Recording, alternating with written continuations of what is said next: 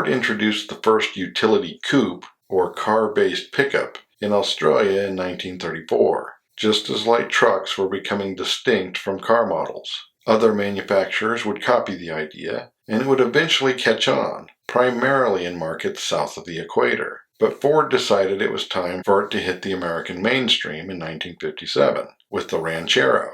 It shared its body with the standard short-wheelbase two-door wagon, meaning it was 204 inches long on a 116-inch wheelbase, and it shared the full line of engines, from the mileage-maker 3.7-liter 223 straight six through the 4.8-liter 292 and 5.1-liter 312 V8s. Trim models included a stripped-down base version and a well-equipped custom that shared trim with the Fairlane. The inside of the bed was reinforced, and the cargo capacity was 50 pounds more than the standard F100 pickup. It also had superior ride and handling to the regular pickup, helping make it an instant success, with first-year sales near 22,000. And with 144 to 270 gross horsepower, top versions could do a low 16-second quarter mile and exceed 115 miles an hour. V8s grew in size for 1958 to include a 5.4-liter 332 and a 5.8-liter 352, providing 240 to 300 horsepower, while the 6 was still at 145 horsepower. Styling was updated to include quad headlights, and it could now be a sub-16-second car, but sales dropped to under 10,000. It got bigger for 1959, moving to an 118-inch wheelbase and gaining a more functional 7-foot bed, and the base model was dropped, but sales still improved by nearly 5,000. Then for 1960, the Ranchero moved to the compact Falcon body as the Falcon Ranchero, shrinking it to 189 inches on a 110-inch wheelbase and 2,500 pounds, initially using a 2.4-liter 144 cubic inch straight six with 90 horsepower, soon adding a bigger 2.8-liter with 110 horsepower, while load capacity was down to 800 pounds, and transmissions were limited to a 3-speed manual and a 2-speed automatic, with Australia building their own version of the car, but without the Ranchero name, except on some export models. 1963 saw many upgrades, including an available 3-speed automatic and a 4-speed manual, as well as the return of a V8 in the form of a 4.3-liter 260 with 164 horsepower, putting it in the mid-17s with a top speed just over 100 miles an hour. The cars received a major facelift for 1964, getting slightly longer and much more squared off, while the 2.4-liter 6 was dropped and a bigger 3.3-liter 200 cubic inch 6 was added, providing 116 horsepower. For 1965, the 260 was replaced by a 4.7-liter 289 with 200 horsepower, making it a high 16-second vehicle, able to exceed 110 miles an hour. There was a new Falcon for 1966, and although the Falcon Ute would carry on in Australia and get the V8 for the first time, the American Ranchero for 1966 was sort of a Falcon Fairlane hybrid, sharing the badging of neither, continuing on with Falcon front styling, but using the 113-inch wheelbase and rear styling of the Fairlane wagon. Length was up to 200 inches, but powertrains carried over, and just under 24,000 were made. For 1967, it moved to full Fairlane styling to become the Fairlane Ranchero. As such, it also gained the option of a 6.4-liter 390 V8, pumping out 270 to 320 horsepower, for a mid-15-second quarter mile and a top speed over 125 miles an hour. But sales were down to just over 17,000.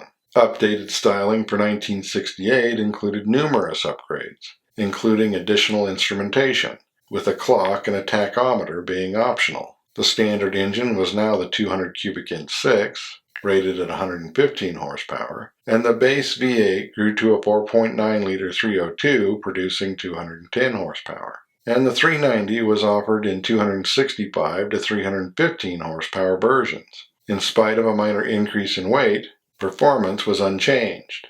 Length was up 4 inches, but the wheelbase remained the same, and trim levels were now base, 500, and GT, which aligned with the base Fairlane, the Fairlane 500, and the Torino. Mid-year, a bigger 7-liter 428 Cobra jet became available, rated at 335 horsepower, making for a mid-14-second pickup capable of more than 120 miles an hour.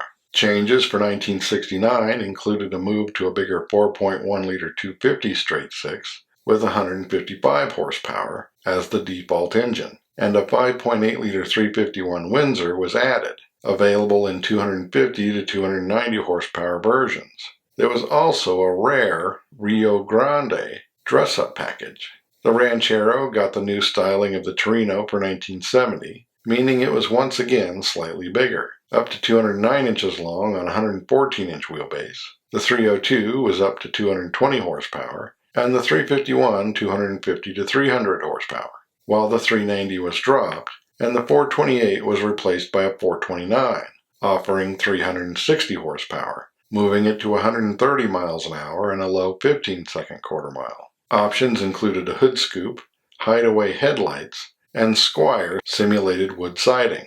The American Falcon was gone, but the Australian Falcon carried on, including in Ute form. For the most part, power was down for the 1971 Ranchero to 145 for the 6, 210 for the 302, and 240 to 285 for the 351.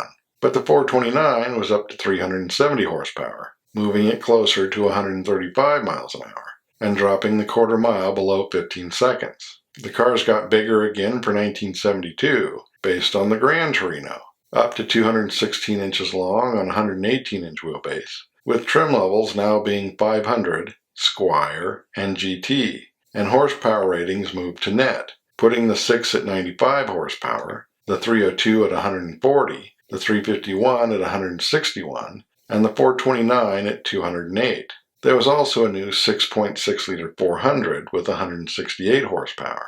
The 429 Ranchero could still be a mid-16-second vehicle, capable of more than 120 miles an hour. But the performance option was the 351 Cobra jet, rated at 248 horsepower, which was a second quicker. 1973 models got a facelift to go with new bumper regulations, and compression was lowered due to emissions regulations, meaning the 429 was down to 197 horsepower, the 400 163 horsepower, the 351 Windsor 154 horsepower, and the 302 to 135 in a heavier car. The 351 Cobra jet carried over, and the Ranchero would peak in sales, climbing to over 45,000. But the 429 was soon replaced by a 7.5-liter 460. Horsepower was 195, but torque was up 15, and the 6 would be dropped.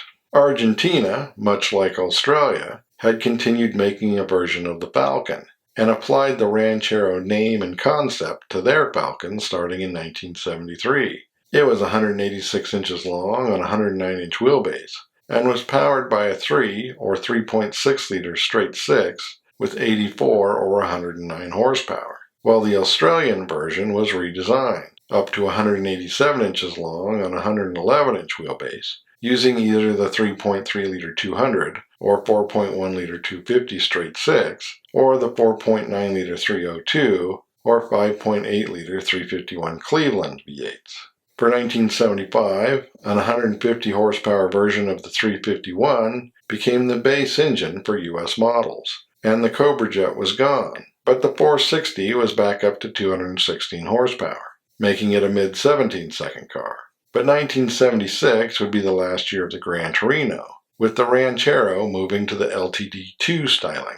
Mechanically, it was the same car, and the 302, 351, and 400 V8s carried over, with 130 to 173 horsepower.